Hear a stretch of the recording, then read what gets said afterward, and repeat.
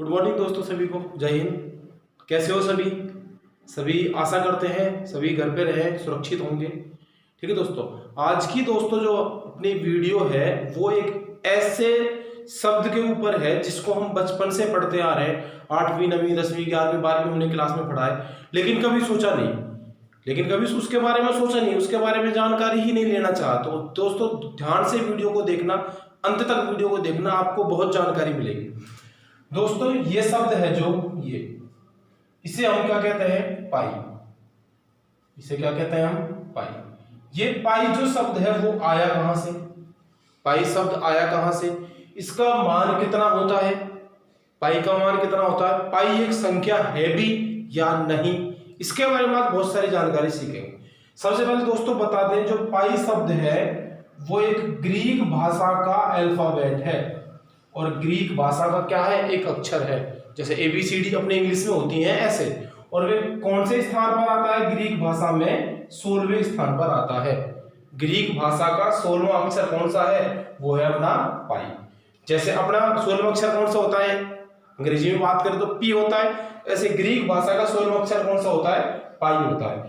अब इस पाई को मैथ के रूप में कब काम में लेने लगे? हम पाई के बहुत सारे ऐसे फॉर्मूले पढ़ते हैं जिनमें हम पाई को काम में लेते हैं, लेकिन ये पाई मैथ में आया कहां से?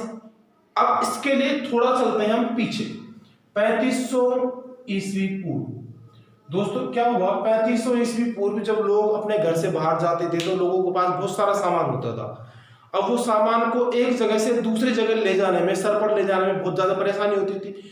तो उन्होंने क्या किया, एक गाड़ी बनाई, पहिया गाड़ी, और उसमें एक बड़ा सा पहिया लगा दिया, उसको ले जाने लगे। लेकिन दोस्तों क्या हुआ, वो जो पहिया था वो उन पे बिल्कुल गोल नहीं बना। पहिया था वो बिल्कुल क्या नहीं हुआ? गोल नहीं हुआ। तो जो दोस्तों उन्होंने सही पहिया बनाया था वो ये था। इसे क्या कहते हैं? व्यास। और ये क्या होती है? परिधि।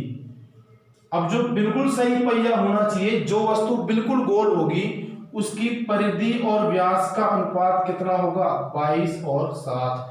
परिधि किस अनुपात में होगी? 22 के अनुपात में होगी। व्यास किस अनुपात में होगा? 7 के अनुपात में होगा। यदि ऐसी कोई तुम वस्तु बनाते हो, कोई भी पहिया बनाते हो, वो निश्चित रूप से क्या होगा? बिल्कुल गोल होगा। यहां से निकल के आया 22 और 7। अब तुम खुद ही देखो मान कितना रखते हैं? 22/7। मतलब पाई की परिभाषा क्या हुई? अगर हम कहें पाई की परिभाषा क्या हुई? किस का अनुपात? पाई जो होता है वो किसका अनुपात होता है? परिधि। पाई जो अनुपात होता है वो परिधि और व्यास का क्या होता है? अनुपात होता है। किसका? परिधि और व्यास का अनुपात। आप कोई भी चीज देख लेना घर पे, आपके जो भी चीज है उसका परिधि मापना और उसका व्यास मापना। अनुपात हमेशा क्या आएगा? 22/7 आएगा, 22/7 आएगा। परिधि तो क्या होगी? 22 होगी, व्यास क्या होगा? 7 होगा। अब देखो दोस्तों, हम मैथ में कई फॉर्मूले पढ़ते हैं, जहां भी हम वृत्त पढ़ते हैं, जहां भी गोला पढ़ते हैं, ध्यान रखना पाई केवल और केवल कहां आता है? या तो वृत्त में आता है या गोले में आता है। कभी तुमने सुना है त्रिभुज में पाई आता हो, आयत में पाई आता हो, वर्ग में पाई आता हो, चतुर्भुज में पाई आता हो? कभी नहीं आता। बेलन में आता है, क्यों? गोलाकार होता है। शंकु में आता है, गोलाकार होता है। गोले में आता है, गोला भी गोल होता है। वृत्त में आता है। तो पाई कहां काम में लिया जाएगा? जहां क्या आएगा? कोई भी वस्तु हमको गोल दिखेगी। अब देखो दोस्तों, कुछ फॉर्मूले हम पढ़ते हैं जो वहीं से निकल के आए। हमें बताएं जो पाई का मान है वो किस का अनुपात है? परिधि और व्यास का अनुपात क्या होता है? पाई कहलाता है। अब एक बात बताओ दोस्तों, व्यास को हम क्या लिख सकते हैं? 2r। r का मतलब क्या है? त्रिज्या। बताओ लिख सकते हैं नहीं लिख सकते? तो पाई का मान क्या होगा? परिधि। और व्यास को क्या लिख सकते हैं? क्योंकि व्यास जो होता है वो त्रिज्या का क्या होता है? दुगुना होता है, बटे 2r। इधर गुणा कर दो पाई से, तो यहां से मान क्या निकल के आएगा? जो परिधि का मान होगा वो कितना आ जाएगा? 2πr आ जाएगा, जो कि क्या है? हमारा मैथ का पहला फॉर्मूला। लेकिन हमने कभी दिमाग नहीं लगाया, परिधि हम पढ़ रहे हैं तो पाई कहां से आया? r तो रेडियस है, लेकिन पाई का मान क्यों रखते हैं? पाई है क्या? आज सीखने को मिला, जो पाई है वो क्या है? परिधि और व्यास का क्या होता है? अनुपात होता है। अब बात करते हैं दोस्तों पाई का मान। दोस्तों अब बात करते हैं जो पाई का मान है वो पाई का मान होता कितना है? पाई का मान कहां से लिया गया? देखो दोस्तों, आप सबके पास कैलकुलेटर है, ठीक है। अगर आप क्या करोगे कि भाई पाई का मान हमने पढ़ रखा, सब 22/7 होता है। पाई का मान कितना होता है? 22/7 होता है। कुछ कहते हैं पाई का मान कितना होता है 3.14 होता है। कितना होता है 3.14। लेकिन दोस्तों ध्यान रख लेना, जब तुम 22 में 7 का भाग दोगे 3.14285 ऐसे कुछ रिपीट होगा। अलग अलग कैलकुलेटर में अलग अलग मान आएगा। आप इस चीज को करके देखिए। आप एक फोन लें 22 में 7 का भाग लगाएं अलग आएगा, दूसरा फोन लें 22 में 7 का भाग लगा अलग आएगा। ठीक है दोस्तों, ये तो है 22/7 की अगर हम बात करें, लेकिन पाई के सही मान की बात करें वो होता है 3.14159। ये होता है पाई का सही मान, और ये भी क्या है रिपीटिंग होता है। तो दोस्तों ध्यान रख लेना, पाई अगर 22/7 की बात करें तो 22/7 तो है एक परिमेय संख्या, लेकिन कभी भी जब पाई की पूछेगा तो पाई क्या है एक अपरिमेय संख्या है। पाई क्या है एक अपरिमेय संख्या है।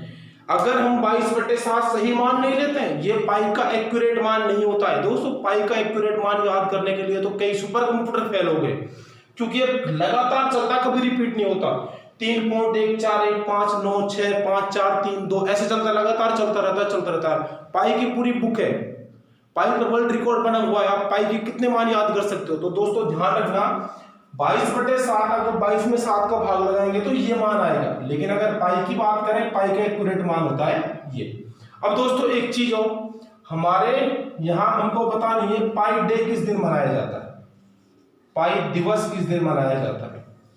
बताओ दोस्तों, किसी को पता हो तो। पाई डे मनाया जाता है 14 मार्च को।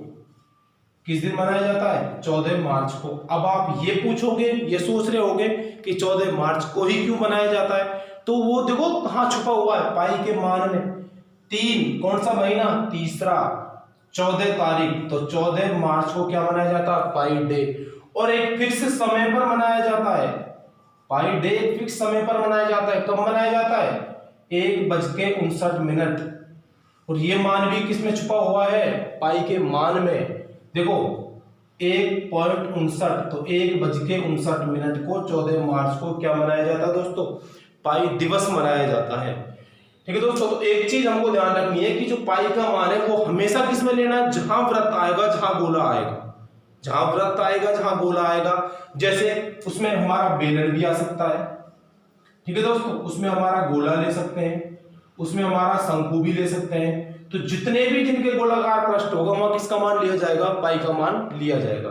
ठीक है दोस्तों, 2 वैज्ञानिक हुए थे, एक तो हुआ था अल्बर्ट आइंस्टीन, सबने नाम सुना होगा अल्बर्ट आइंस्टीन, और एक हुए थे स्टीफन हॉकिंस।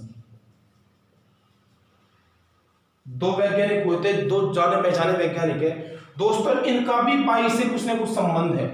वो संबंध क्या है कि जो अल्बर्ट आइंस्टीन है इनका तो 14 मार्च को हुआ था जन्म, और जो स्टीफन हॉकिंस है इनका 14 मार्च को इनकी हुई थी मृत्यु।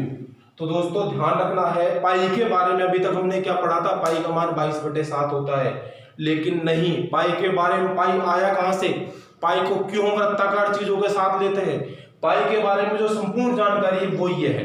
पाई एक कौन सी भाषा का शब्द है, ग्रीक भाषा का।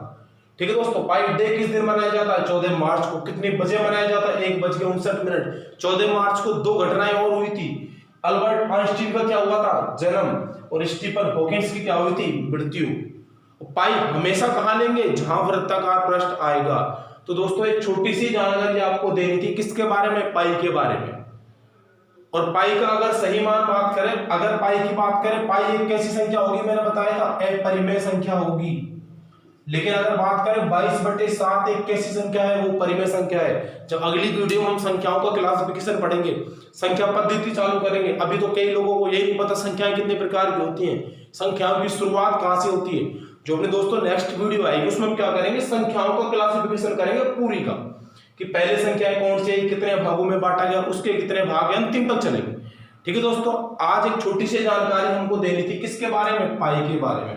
अगर जानकारी दोस्तों अच्छी लगी हो या पहली बार सीखी हो, पाई का मान 22/7 नहीं होता है, हम गलत पढ़ते आ रहे हैं, एक्यूरेट नहीं है, क्योंकि वैज्ञानिकों को कोई नहीं पता, सुपर कंप्यूटर फेल हो गए पाई का मान निकालने के लिए, इसलिए वो सही मान नहीं होता है।